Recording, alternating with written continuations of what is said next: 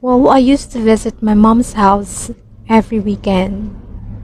And every time I visit her, ito yung dinadaanan ko, guys. I can see the clouds. I can see swaying green leafy plants and trees.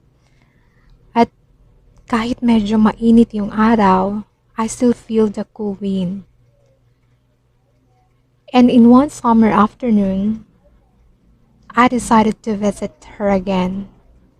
And I also decided to film the road that I passed and share it with you. So today, I'm gonna share to you some tropical plants through my walking tour.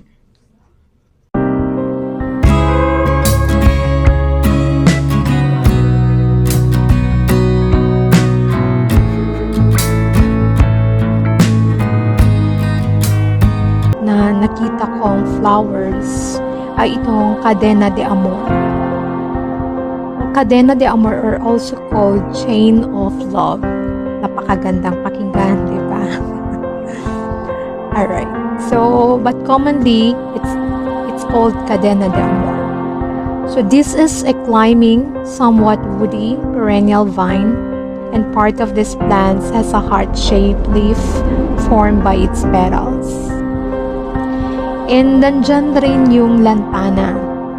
Lantana camara. And this Lantana camara is a heat-loving flower shrub and it is known for its carefree nature.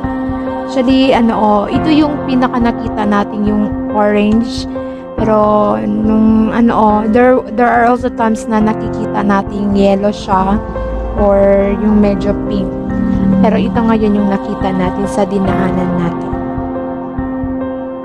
So ayan, I hope you enjoyed the view as we go on our walking tour.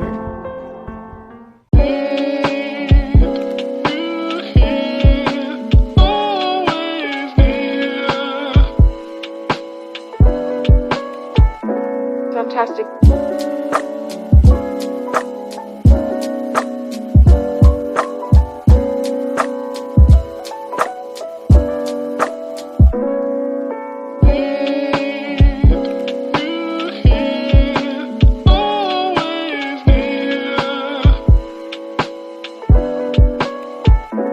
Fantastic.